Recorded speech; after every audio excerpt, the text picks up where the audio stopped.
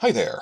This is my immediate reaction for House of the Dragon Season 1, Episode 8, Lord of the Tides. I'm going to cover this by going through the top 7 most notable points about the episode, because 7 is a good number. Starting with point 1, Paddy Considine. That's it, that's the entire point. Wow, what a performance.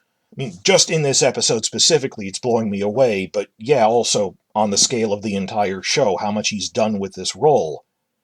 That even George R. Martin has said this is better than the Viserys I have in my book, because the book is just an outline, it's not a full novel. And it's not that different from the book. It took elements of it and extrapolated it and took it in a different direction, which is, what an adaptation should do. That in the books, Viserys is, well, he's this happy, fun-loving guy, and he has health problems, but they're like heart problems from being overweight and stuff, which get really bad. And he gets a bad infection, and he loses 2 fingers from cutting himself in the throne, but they took that in this other direction. They even say it's like a leprosy thing. And as a hardcore book fan, I'm okay with it because it's a different medium. That in the visual medium of cinema and television, it's harder to convey he's having internal pains and heart problems versus showing this physical deterioration was a better idea for the different medium.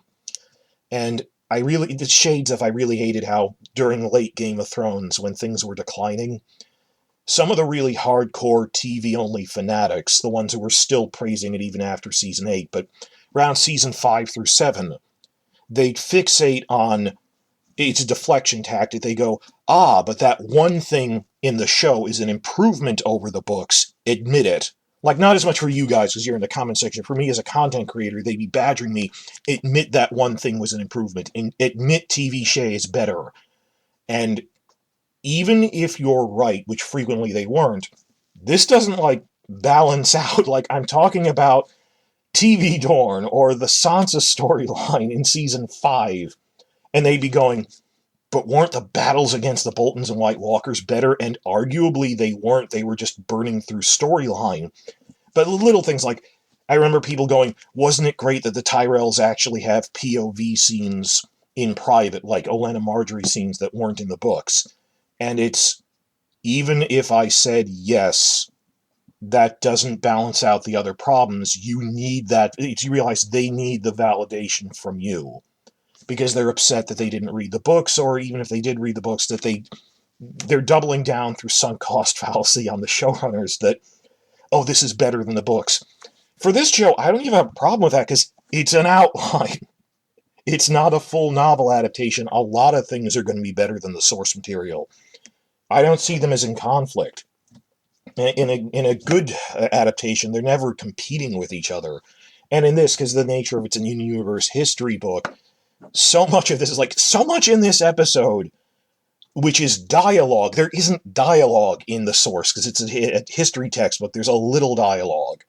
1 or 2 things, but all of the dialogue at the dinner in this, except, these strong boys, for example, is straight from the books, but other heartfelt character scenes between Rhaenyra and Viserys when he's near death, yeah, that's an improvement on the source, because the source didn't have that much dialogue. But overall, this was a better direction to take the character. And on top of that, Martin only came up with this around 2012. And it's kind of still in motion that he comes up with, he's a gardener, as he said, he comes up with new ideas as he goes. And yeah, his idea for the Dance of the Dragons evolved over time. Like, none of these characters existed. Very few of them existed, even when Book 4 came out. That working out, okay, this is who Rhaenyra's children are, this is who Alicent's children are. Daemon didn't exist as a character by the 4th novel of the main series. But yeah, it's expanding on it, and it's really good. And this is what we had hoped for when Game of Thrones started. That it would complement and fill out the gaps in the book, rather than be a separate thing. I'm thinking Season 1, when people were like, that's a fun detail they added in for that character that gives a new insight into the book character, when really they didn't care about, they saw it as separate. They weren't trying to fill in things. But for source material of that scale, I mean, it's not like, even the Lord of the Rings trilogy isn't going to give you a new insight into Frodo or Aragorn in a new scene. Whereas Season 1, we thought, this will complement and fill in the gaps of the... No. But in this case, because it's a sketched out outline for a prequel era, it's different. So you're seeing so much more from all these characters. And just so much with Viserys and Paddy Considine. I know the Emmys are rigged, but I'll be upset if he isn't at least nominated for it. And I know even in a real awards thing, votes get split and stuff, but how are you not giving things to this man? And notice it is based on his line delivery, characterization, his interpretation of the character, and stuff like that, and not just a lot of mugging, brooding face at the camera, which is what the old show thought acting was. No, it's in his delivery of dialogue and thinking how the character would react. No matter the situation on the other show, like Lena Headey would be going, I should be crying now. I shouldn't be staring with an intent look on my face. That's what they thought drama was, these performances, these faces, versus this is what drama is. An actor researching the role, developing nuance to it. And the behind-the-scenes thing, they kept saying how he'd ask questions about what's the character feeling now and modifying his performance based on that. Complete praise here. Moving on to point 2, the 6-year time skip, which is not, of course, as extensive as the 10-year time skip mid-season. Not just in time, I mean in scale, because that was shifting the lead actors who we'd known for 5 episodes, versus this was the younger children are now young adults, like 18 to 21, who were only introduced for 2 episodes before this and didn't have nearly as much to do. Compared to young 16-year-old, 14-year-old Rhaenyra for 5 episodes we'd been with young Jace and Luke for 2 episodes, and they were great child actors, but it's not as shocking that we switched to another set, though I really like those kids we had for 2 episodes. But as for the new young adult cast members themselves, they're a mix of, some of them are relative unknowns, some of them, well, the older ones have logically had more work experience. The Helena and Aemond actors were both major recurring characters on the Last Kingdom show. If you remember that, I didn't get a chance to see the last seasons yet. Tell me in the comments, do they ever share a scene together? But I know he's the warrior monk, she's the daughter of the Queen of Mercia, but they're both veterans from that. A lot of overlap in fandom because it's another medieval show.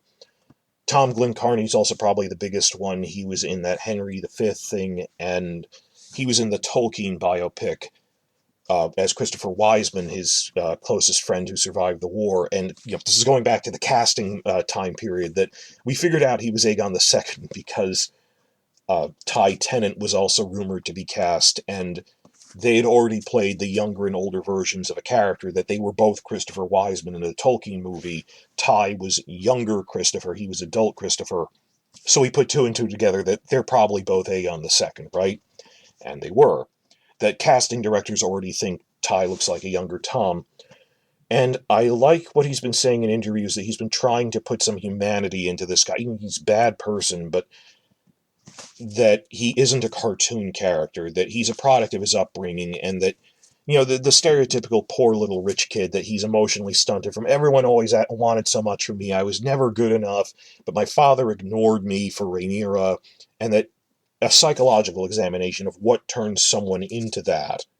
That he's not just malicious for malicious's sake, but even, reacting to, he just, assaulted this girl, that I never wanted any of this. He's this lost, lonely boy in over his head, and if Alicent hadn't pressured all this, he might have turned out different. I talked about that last episode. This is a major, he could have been a different person. But we'll see more of that as the show goes on, because he's a major character of, I don't want to say sympathy for the devil. It's not a devil thing. It's just, he's bad, but there's reasons that you have to, it isn't just mustache-twirling villain like Ramsay Bolton or Joffrey Baratheon. But in terms of new actors, new roles, moving on to point 3, Rhaenyra and Daemon's new children, Aegon and Viserys. They are major characters in the books in the next prequel era.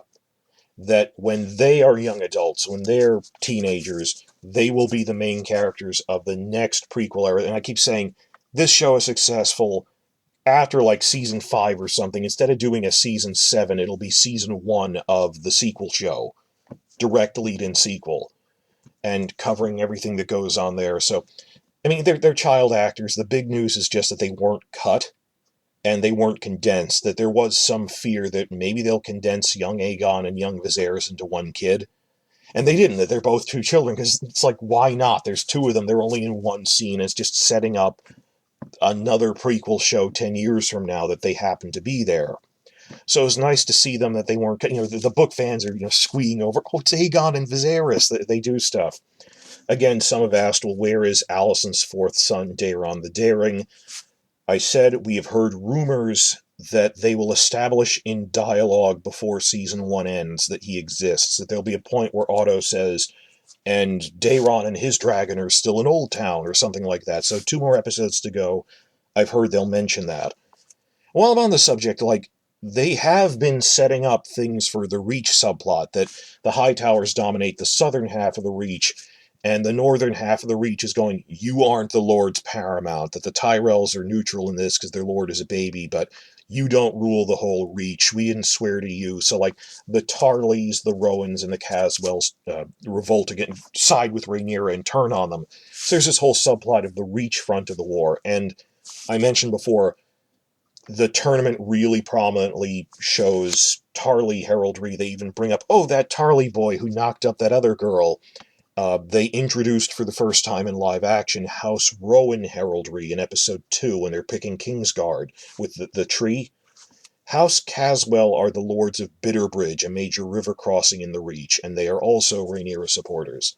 It's just a little thing I noticed that, yeah, Lord Caswell is actually a recurring character. He was there when Rhaenyra's third son was born. He congratulated them.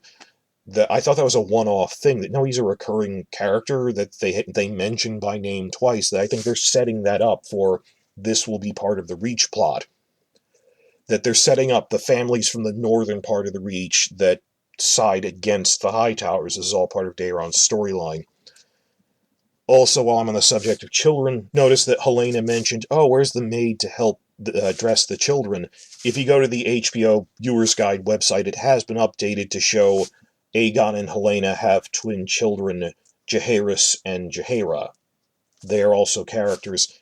So the only Targaryen who hasn't really been established is their third child, Maegor, but he's a baby, so I officially, from all the rumors I've heard, I don't know if he's been cut, or if they'll just introduce him next season or a season after that as, oh, he was a baby, so we didn't mention him. Dunno. But it's nice they're including all these characters. No one's really been cut versus all the cuts we saw in the other show. From the Aegon II stuff leads me into point 4, Diana the Maid. And that was a great scene. During the casting phase, we kind of wondered, Maddie Evans, the actress, was on our radar, but we were like, is she young Helena? It turns out she's adult Helena's maid for her children. Great performance.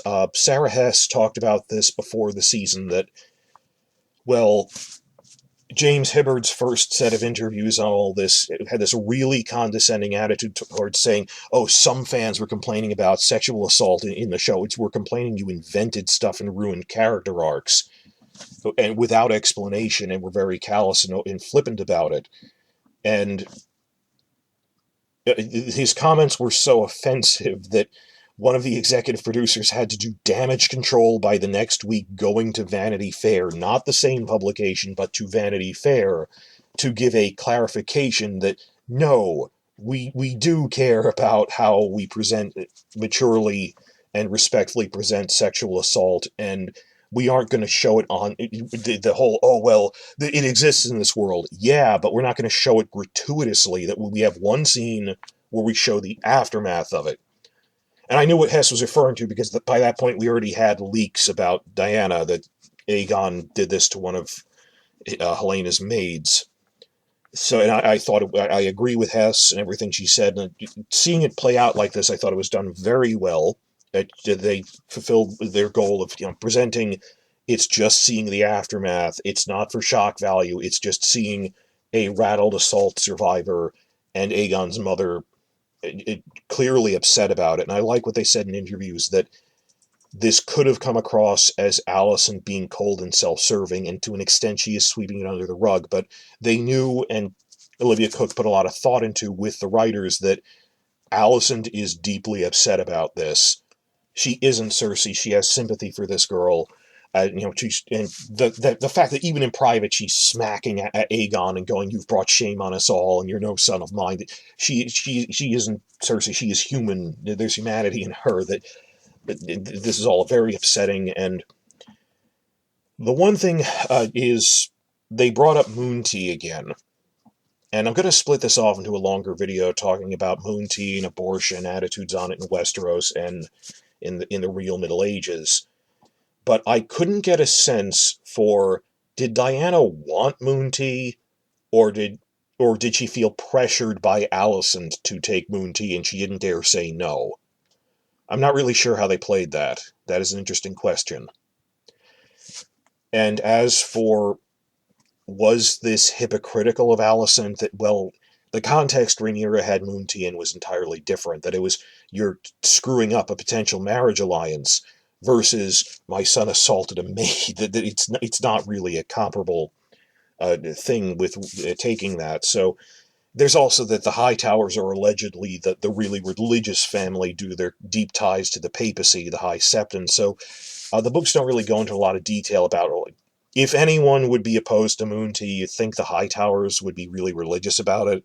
So I don't know the implications of all of this. Of, is this Alicent being a hypocrite? Is this her breaking her own rules to do what is moral? That I can't deny this girl Moon Tea. It's an act of sympathy.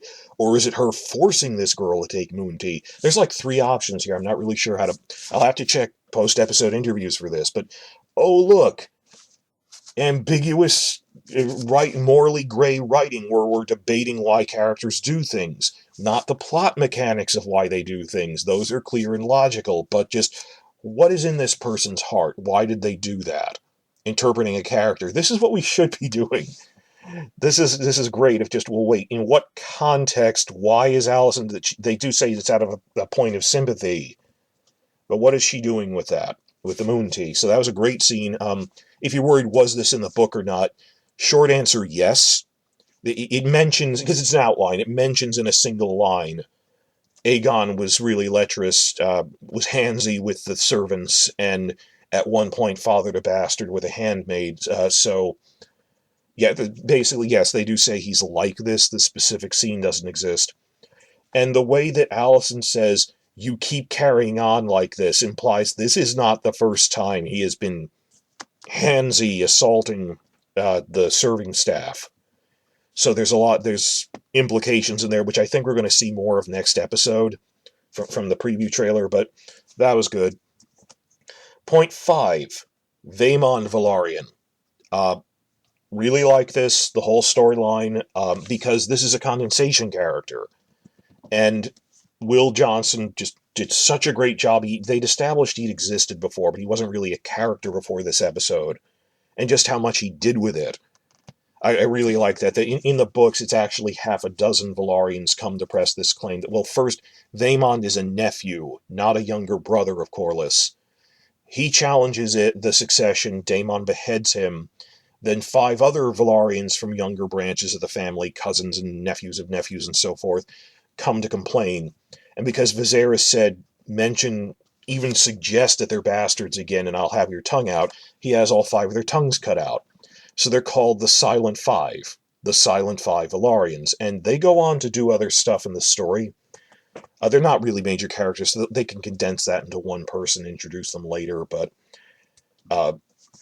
it's unclear, and this is next season, this is like a couple of seasons from now, say that Vemond had a son and a daughter, or they'll condense that, move that around. But you've seen that there's like over a dozen other younger Velaryons, like at the wedding and stuff, just in the background. This is a good condensation. I would have said this. Just turn it into one character, make it Corlys' younger brother. It's simpler that way. It doesn't need to be 6 separate people. So this specific guy isn't one character. The dialogue doesn't exist as such. And look what they meant with this guideline, that they managed to turn out really good drama. Like, none of the dialogue in this is from the book, hardly any of it. And I keep thinking like Rings of Power, where that's not a good comparison, because actually came to like some of the subplots are really well done, others are not. It varies by thing. Comparing that these are both prequels which are not based on a full book, that's also not a fair comparison because Fire and Blood is a more full outline than Lord of the Rings ever had, but for the Second Age. So I yell about that in my Lord of the Rings videos, but just given an outline and like one or two lines about the younger Velaryons challenging this. This is like a paragraph in Fire and Blood. They managed to turn this into a really good episode with really good drama, really good performances. The last thing is, they do say in the behind the scenes thing that I hate it when the drama is fueled by characters being stupid. That they say Vemond isn't stupid. He knows that, if you take a shot at the king, you'd best not miss. In this case, literally. That he knows that the fact that he made this accusation and failed means that Daemon will poison him eventually, or someone on Daemon's side, that he knows I'm marked for death because of this one way or another.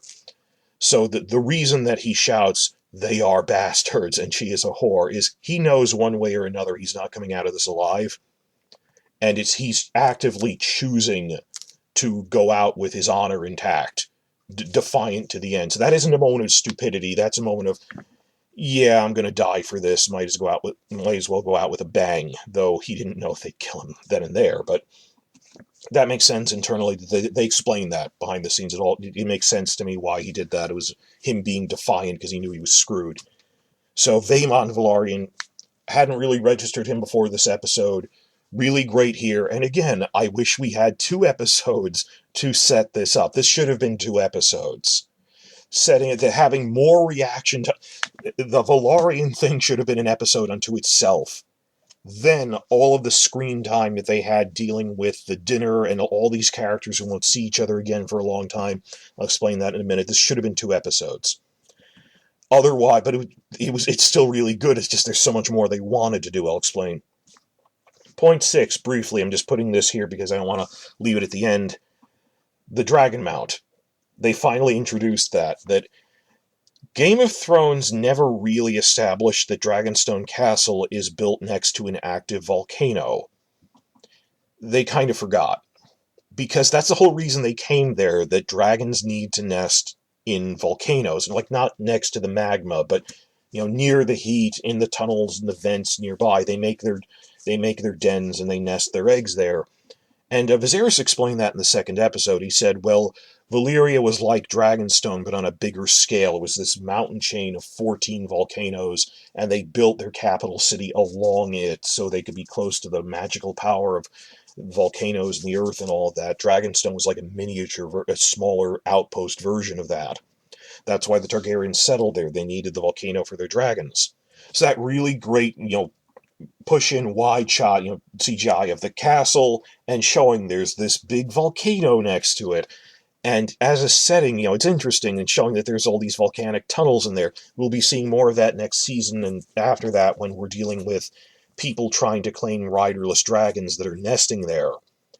But showing just another aspect of this is where the eggs come from. And, they come from the dragons, but check out the behind-the-scenes videos if you haven't already. This was pretty fun. That they worked out I've seen people in the comments going, we want more dragon infrastructure. More world-building details about the dragons, like how they build the saddles, how they feed them in the cages and stuff. This was another one of those things that was really cool. They explained that, yes, they acknowledge we are all fans of Ridley Scott's Alien here, and it is inspired by the alien egg from the Xenomorph in 1979 Alien. It was interesting. They said they either call it the goo sack or it's not quite a sack. It's not like a placenta that comes out, but it's sort of like when a dragon lays eggs. It comes out in this burst of semi-gelatinous goo that forms a pile. And as soon as it's out in the air, after just a couple of minutes, the outer layer hardens until it's hard as rock. But the inside is still this nice warm goo in a volcanic tunnel, and the idea is it's this biological incubator. So and they came up with reasons for this. The behind-the-scenes videos, concept art of it is really cool. The amount of thought that went into it, that it's this goo pile sack thing that develops. And that's why Daemon brought a hammer. He knows what it is. You have to chisel in to get into the incubator to get to the eggs. And they worked out this elaborate prop where, like Ridley Scott's Alien, when he cracks it open and pulls the egg out, steam comes out when he takes the egg out. Rewatch that in a clip on YouTube or something. The amount of in the special effects work that it went into. Yes, this is a little bit inspired by the alien eggs from Ridley Scott, recently from Raised by Wolves, unfortunately canceled. Of just, oh yeah, there's this little alien moment there with the eggs. Just another added step in their biology of, well, it's a natural incubator. Like crocodiles have to bury eggs at just the right depth to nest them in their, and crocodiles gender is based on temperature, depending on how what temperature the eggs are incubated at, and like instinctively they know the right depth to make males and females at. There's a whole thing. So just another layer of dragon world building was actually really cool, the amount of thought that went into that.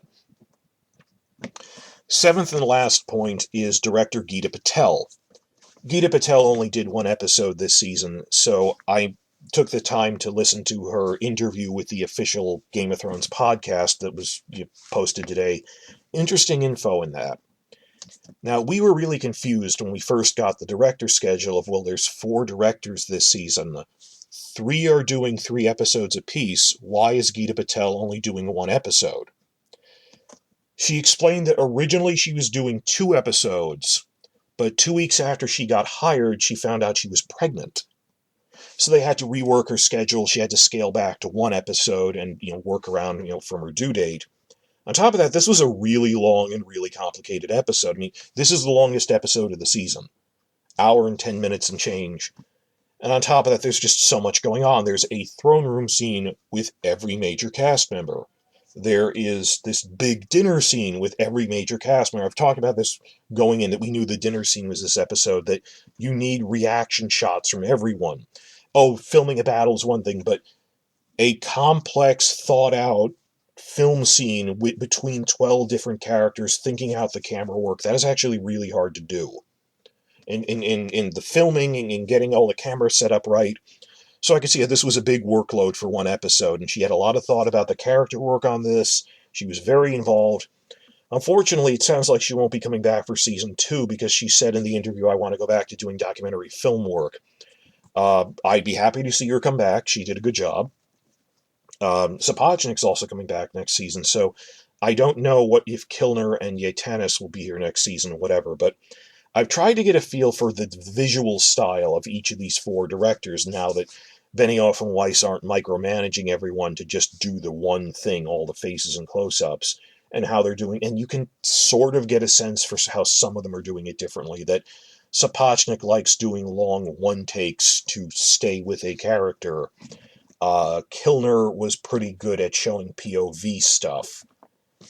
That Patel, in this is a 1 episode, it's not much of a feel I can get for it. She really likes using wide shots in this, but wide shots that aren't static. They move around.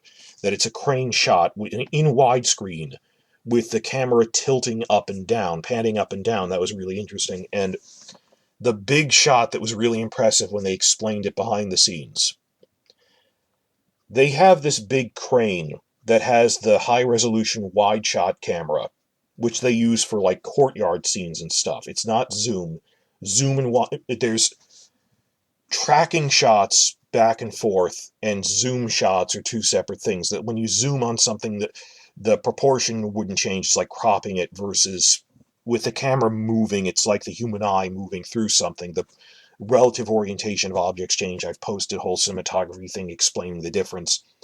They wanted it to look like a tracking shot filmed with the really complicated wide shot camera, which is on a crane. It's a big crane arm, 20 feet long. And they wanted to introduce Viserys' death by having this big crane shot moving over the model of Valyria, through his chambers, through all of his stuff, up to the bed. And they managed to achieve that by literally putting this 20, 30-foot crane through a window. That they took the crane, they just squeezed it in there, right up to the 2-story red keep set that they've built, the interior set, and they just pushed it in through the window, and there's physically this crane arm camera that they just extended it through the entire set. Because they said if we did it with a Steadicam, if we did it with a zoom, it wouldn't be the same quality. It wouldn't be a tracking shot, it would just be a zoom shot. And that even Sapochnik in behind-the-scenes videos saying, I had no idea what they were doing. That hadn't occurred to me of push the crane through a window to get this really innovative shot. So that was nice camera work she did. One of the other things, and I don't blame her for this, well, blame is a strong word. Like I said, she explains this, I needed reaction shots from a dozen major cast members because this is the end of all of their story arcs. The dinner scene is the last time Rhaenyra is with her father. And this is the last time all these major characters are going to see each other before the Civil War starts. So I noticed that there's very quick cuts between all of the reaction shots to the point I kept having to rewind them to register all of them mentally, which helps with rewatch value, but you get the sense she was cramming 2 episodes worth of content into 1 episode. That the Velaryon stuff should have been 1 episode, the dinner thing should have been a good 10 minutes longer, and just the half-a-second reaction shots should have been 2 seconds long, and going on like that. That they talk about this a lot, that everyone there is doing something even non-verbally, and how they play off each other. And she only had so much time to show that. And another thing she did actively work out is, I want people to not hate Alicent, she's like this working mom who's stressed, she's a not cartoon character, but in this position, to back up and go, this is what Alicent is like after the 6-year time skip, that they had to put in that small council scene, and the camera work is from her perspective, to show how upset she is about everything. Or showing Rhaenyra with Jace learning High Valyrian and the camera's with her, that she thought out that, again, Game of Thrones, the camera was objective and it was trying to show everything as clearly as possible, when that's kind of amateurish, that what they're doing here is, no, the camera is supposed to be through the eyes of someone who's actually there, or focused on what Rhaenyra is looking at, or obscuring shots to show this is what Alicent is focusing on, and it's got to be from the perspective of someone in the universe. And how they were trying to work this in to get a better, being in the head of Alicent, being in the head of Rhaenyra. She had to cover a 6-year time jump, and the final time all these characters meet each other in a single episode. This should have been 2. But that's a season scale problem. I still think it works for the episode, but with all of that. I mean, we know that, for example, they cut a scene of Daemon and Otto politely toasting each other at the dinner. She explained this in the Entertainment Weekly interview. She said there just wasn't time for all these reaction things. And the point where Daemon picks up Viserys' crown and crowns him, that was unscripted. I mean, the first time it was unscripted, then they did it for a few takes, but Paddy's crown fell off the first time he did it, so they said, no, Daemon picking up and crowning his brother is such a strong visual thing, and on the Iron Throne itself. And we tried doing that with the toasting scene where Daemon says how much he loves Viserys, and it felt anticlimactic. It took away from the other scene. And normally I'd be yelling about they took away the style, but it's the crown, it's the Iron Throne, this sweeping music, that it works in that context, and that this scene was already running long. That this was one of the ones where we prioritize Jace saying something instead of Daemon repeating the same emotional beat from the throne room. So that's when we're trying to compile lists of deleted scenes. Gita said there were a lot of deleted scenes for this episode because it was already running really long. Another argument for we should have had a longer season. That's what I was saying at the beginning. So that about does it for now. One of my other issues is the Laenor change last episode. That just didn't come up this episode. That's not a fault of this episode. That's a season scale thing. Who knows if they'll bring that up next 2 episodes, or like the day run. So, but that's not a this episode thing. This episode is really good. The only thing I regret is it should have been longer, but it should have been 2 other episodes. I wish we had more time with this. I'd like to see Patel come back, but 1 episode wasn't enough to get a good feel for how her style is different compared to Kilner. Nice all around. This was the first episode that had a trifecta of female writer, female director, and female cinematographer that this franchise has ever had. And I don't know if that'll ever happen again soon, but we have had the other 2 episodes that Kilner did that also had female writers, so more stuff behind the camera that we didn't get on the other show, and it showed that they didn't know what they were doing in filming things and hiring competent people. So after last episode episode 7 was possibly one of the more problematic episodes of the season. It was still good. It's just the lighting issues, which were actually a technical thing, and the Laenor stuff.